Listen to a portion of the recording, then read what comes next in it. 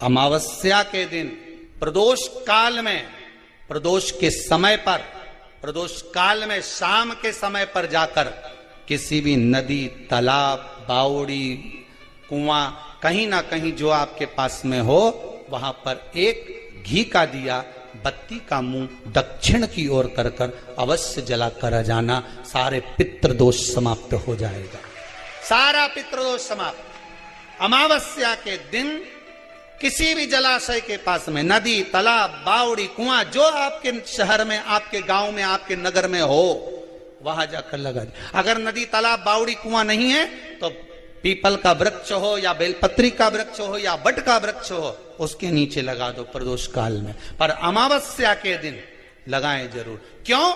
क्योंकि अमावस्या के दिन पितृ शाम के समय प्रदोष काल में शंकर भगवान का नाम जाप कर कर नदी, तालाब, बावड़ी पर पानी पीने जाते हैं। वहां से जल का आचमन कर कर पितृ अपने लोक को चले जाते हैं प्रदोष काल के समय पर। इसलिए प्रदोष काल में जलाशय के पास में, बावड़ी, कुआं, नदी, तालाब के किनारे पर दिया लगाया जाता है दक्षिण की ओर मुख कर कर बत्ती का, तो पितृ आशीर्वाद देते हुए जाते हैं कि फलो फूलो, आगे बढ़ो, उन्नति करो, तरक्की करो। ये पितरों का आशीर्वाद रहता है,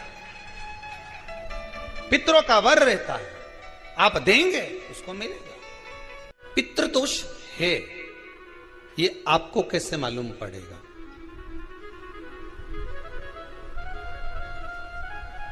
पितृ भूखे हैं, इसका तो वर्णन हमने पहले कर दिया कि रात्रि को जब आप सोने के बाद में 1-1.5 घंटे बाद अगर आपकी नींद खुल जाए, 1 घंटा 1.5 घंटा आप सो लिए, उसके बाद जो नींद खुली तो 1-1.5 घंटे तक अगर आपको नींद नहीं आ रही है, रात्रि को सोने के बाद में 1 घंटे बाद जब उठे तो आपको प्यास लग गई,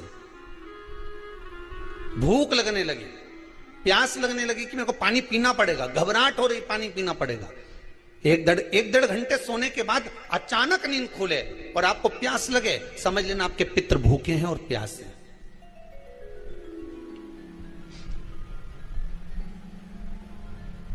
वो भूखे और प्यासे हैं, उनको जल की जरूरत है।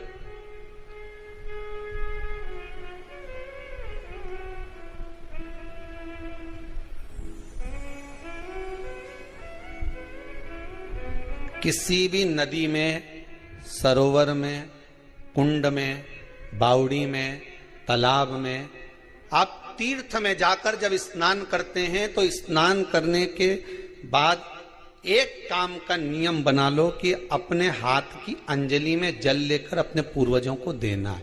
प्यासे रहते हैं, भाग मांगते हैं।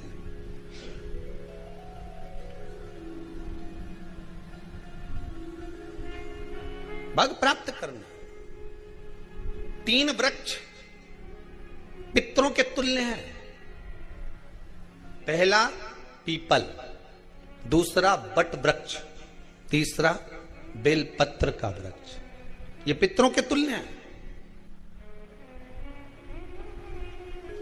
अगर आपको रात्रि में नींद नहीं आ रही है, ऐसा लगता है कि रात्रि को 1 घंटा 1.5 घंटा सोने के बाद कुछ गलत गलत विचार आने लगते हैं, नींद सुबह 3 बजे तक, 4 बजे तक नहीं आती, 4 बजे के बाद फिर नींद आती है, तो एक प्रैक्टिकल जरूर कर कर देखना। एक प्रैक्टिकल करने में क्या जाता है? प्रयास करने में क्या कुछ जाता है क्या? प्रैक्टिकल कर कर देखना कि कहीं सीवर वाला महाराज झूठ तो नहीं बोल रहा, तो प्रैक्टिकल करने में कुछ नहीं जाए। 1 लोटा पानी लो, उसमें थोड़ा सा कच्चा दूध डाल लीजिए, बेलपत्री का पेड़ या पीपल का पेड़ या बट का पेड़, इन पेड़ के नीचे ले जाकर उस दूध को दोपहर में सुबह 10 बजे से लेकर 12 बजे के बीच में ले जाकर चढ़ा दीजिए। रात्रि को फिर ना आपको प्यास लगेगी, ना भूख लगेगी, नींद एक बार लगी तो सुबह ही खुलेगी। प्रैक्टिकल करने में क्या जाता है? पानी डालने में तुम्हारा कुछ जाएगा? अरे बोलो तो सरी, हमें 10 रुपया का दूध जरूर उसमें, और तुम इतनी चतुर हो, इतना सारा दूध थोड़ी डालोगी, तो 2 चिल्ला डालोगे। कहाँ तुम इतना डालने वाली हो? है?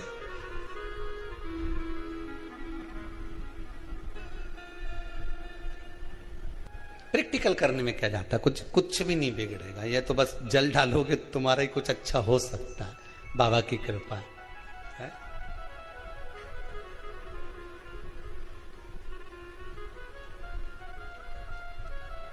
तीन वृक्ष पितरों के तुल्य हैं। पहला जम के बोलिए पीपल, दूसरा बट वृक्ष, तीसरा बेलपत्री का वृक्ष।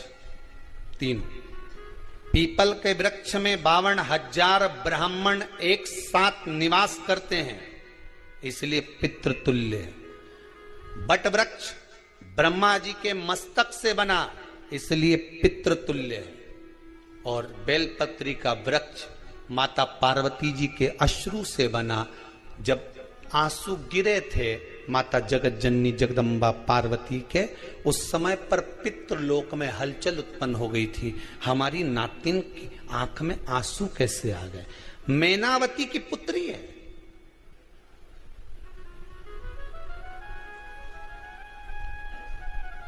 पितरों की नातिन, इसकी अश्रु कैसे गिर गए? पार्वती जी ने कहा ये आंसू नहीं, मेरा पुण्य भाग प्रकट करती हूं बेलपत्री के रूप में। तो पितरों ने वर दिया था कि ये बेलपत्री का वृक्ष हमारा आशीर्वाद है, इसके नीचे अगर कोई दीप लगाता है, शिव को स्पर्श कर चढ़ाता है, उसके पितरों की शांति होगी। हम स्वयं उसको आशीर्वाद देने के लिए पधारेंगे। बेलपत्र का वृक्ष पितृतुल्य।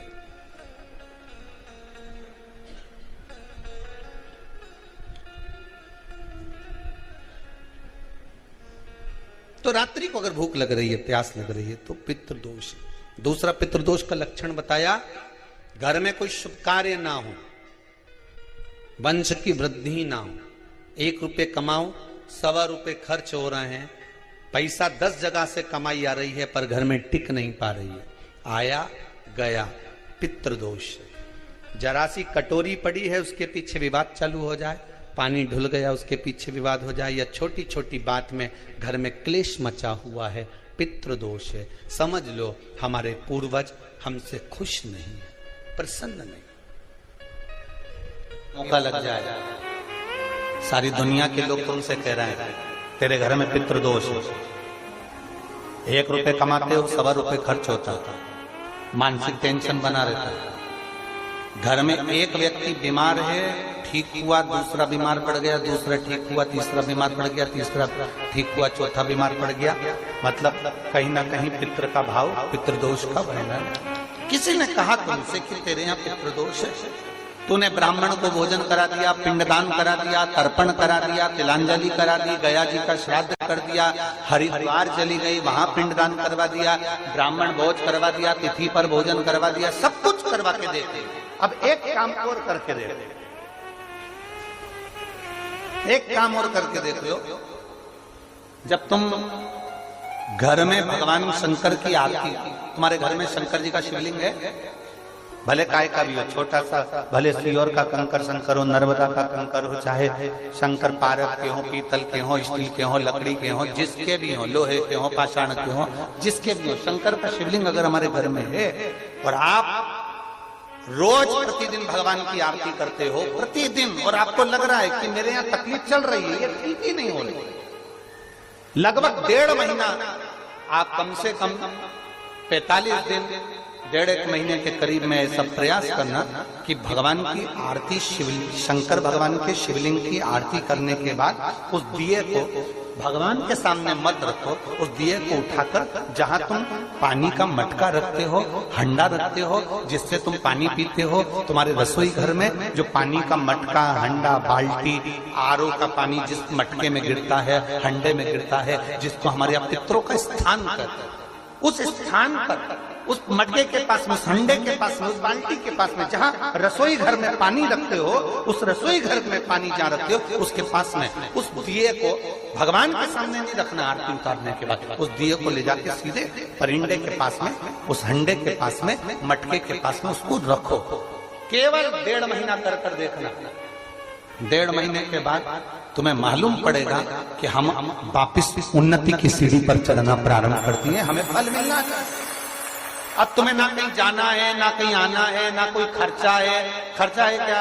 ईमानदारी से बोलो, कोई तुम्हारा लाखों का रुपया लग गया क्या? रोज आरती करते हो रोज आरती। बस आरती का नियम बना लो कि हमको पितृदोष किसी ने बोला है, हमारे घर में अशांति है, पितृदोष है, कोई कह रहा है कि तुम्हारे घर में पितृदोष है, हमने सब कुछ करके देख लिया, अब हमें ये करना है कि महादेव की आरती जब होती है तो उसकी ज्योत का दर्शन करने पर 1000 कपिला गाय के दान का पुण्य मिलता है। तो ये पुण्य हम हमारे पितरों को देते हैं जिससे उनकी मुक्ति हो जाए और हमें आशीर्वाद प्राप्त। उस दिए को नीचे नहीं रखना, आरती उतारने के बाद आरती पूरी हो जाए तब उस दिए को ले जाकर जब आप ले जाकर उसको रखें तब उस स्थान पर रखें जहां पितरों का स्थान, जहां पितरों का स्थान।